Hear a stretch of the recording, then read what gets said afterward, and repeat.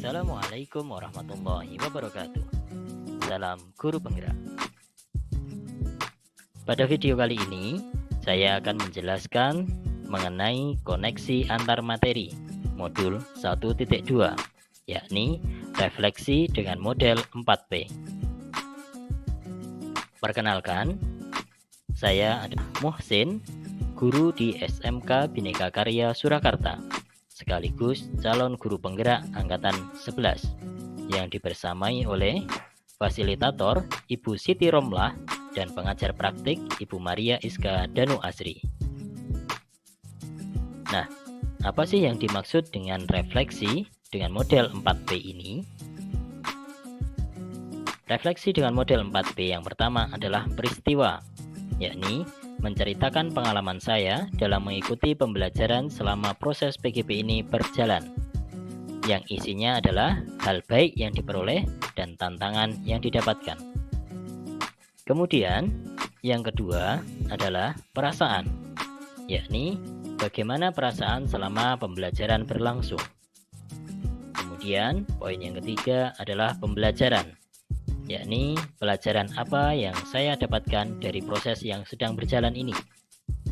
Kemudian yang keempat adalah penerapan, yakni apa yang bisa saya lakukan dengan lebih baik jika saya melakukannya dengan hal yang serupa di masa depan. Yang keempat adalah penerapan, yakni apa yang bisa saya lakukan dengan lebih baik jika saya melakukan hal serupa di masa depan. Langsung saja, pada poin yang pertama adalah peristiwa. Pada modul 1.1, saya memperoleh wawasan berharga bahwa pembelajaran yang efektif adalah pembelajaran yang berfokus pada murid, dengan guru berperan sebagai fasilitator yang membimbing perkembangan murid sesuai dengan potensi alaminya.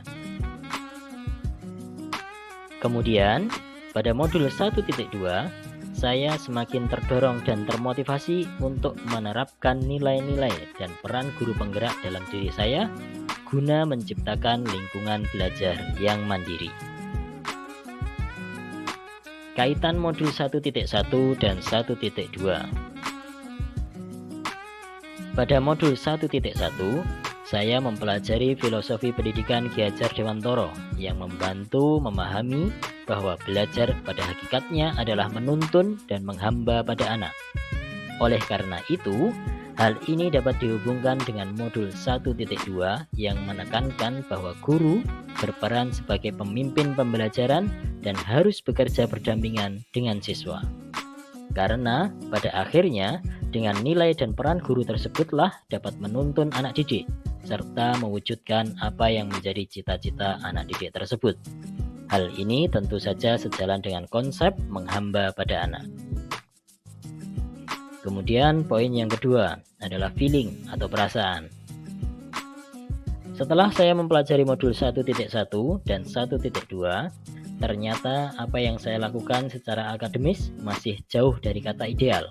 Sehingga setelah mempelajari modul pendidikan guru penggerak ini, saya merasa bersyukur dan bahagia karena dapat mendapatkan kesempatan untuk meningkatkan pemahaman dan pengalaman mengajar saya.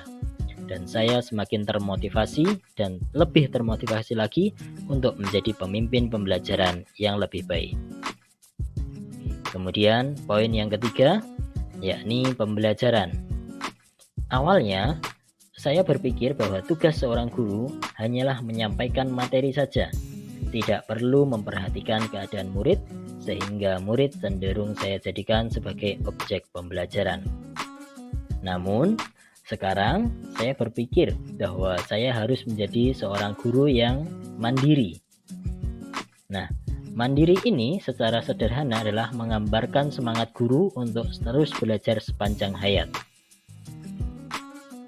Guru yang mandiri termotivasi untuk mengembangkan dirinya tanpa harus menunggu adanya pelatihan yang ditugaskan oleh sekolah, dinas, atau pihak lain. Kemudian yang kedua adalah reflektif. Reflektif layaknya adalah model mental yang diharapkan menumbuh pada guru, di mana mereka senantiasa memaknai pengalaman yang terjadi di sekelilingnya, baik yang terjadi pada diri sendiri maupun pihak lain secara positif, apresiatif, dan produktif. Kemudian yang ketiga adalah kolaboratif, yang berarti seorang guru mampu senantiasa membangun daya sanding. Mereka memperhatikan pentingnya saling ketergantungan yang positif terhadap seluruh pihak dan pemangku kepentingan yang berada di lingkungan sekolah maupun di luar sekolah dalam mencapai tujuan pembelajaran. Kemudian inovatif, yakni menjadi seorang guru yang mampu senantiasa memunculkan gagasan segar dan tepat guna. Dengan demikian, nilai inovatif ini juga mengisyaratkan penguatan semangat ko-kreasi, yakni gotong royong, dan pemberdayaan aset atau kekuatan yang ada di lingkungan sekolah untuk mewujudkan visi bersama. Kemudian yang kelima adalah berpihak pada murid, yakni mengisyaratkan seorang guru untuk selalu bergerak dengan mengutamakan kepentingan murid. Poin selanjutnya adalah menjadi seorang guru yang dapat menjadi pemimpin pembelajaran, yakni menjadi guru yang bisa meresonansikan semangat, harapan, antusiasme yang dirasakan oleh mereka yang berinteraksi dalam lingkaran pengaruhnya, baik di dalam kelas, sekolah, maupun lingkungan masyarakat. Kemudian, harus bisa menjadi seorang guru yang menggerakkan komunitas praktisi, yakni seorang guru yang menggerakkan komunitas praktisi di sekolah dan di wilayahnya. Dan yang ketiga, dalam menjalankan peran menjadi coach bagi guru lain, terutama yang terkait dengan peningkatan kualitas pembelajaran bagi murid di sekolah. Seorang guru yang dituntut untuk berdaya dalam menemani dan menuntun rekan sejawatnya untuk menelaah proses belajar mereka sendiri. Kemudian, mendorong kolaborasi antar guru, yang secara sederhananya adalah kolaborasi ini berarti bekerja sama untuk mencapai suatu tujuan atau menghasilkan sesuatu. Di sana tersirat makna bahwa setiap pihak yang terlibat memiliki kekuatan yang saat dipersatukan menjadi saling melengkapi dan produktif. Oleh karena itu, agar suatu inisiatif kolaborasi menjadi produktif, maka tiap anggota yang terlibat di dalamnya harus membawa sesuatu yang berkontribusi. Kemudian yang kelima adalah mewujudkan kepemimpinan murid, yakni menjadi guru yang diharapkan dapat mengambil peran untuk mewujudkan kepemimpinan murid. Untuk itu, harus menjadi seorang guru yang perlu memahami bagaimana meramu pengalaman belajar sedemikian rupa sehingga murid merasa kompeten, mandiri, dicintai, dan memiliki kepercayaan diri serta determinasi untuk mencapai segala yang mereka impikan.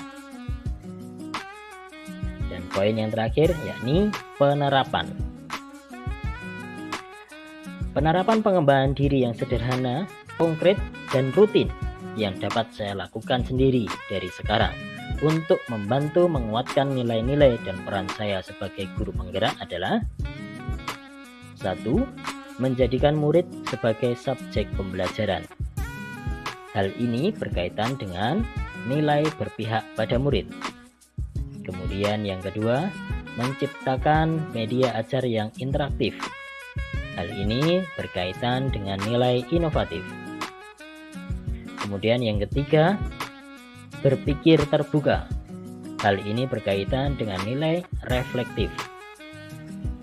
Kemudian yang keempat, mengikuti pelatihan mandiri. Hal ini tentu saja berkaitan dengan nilai mandiri.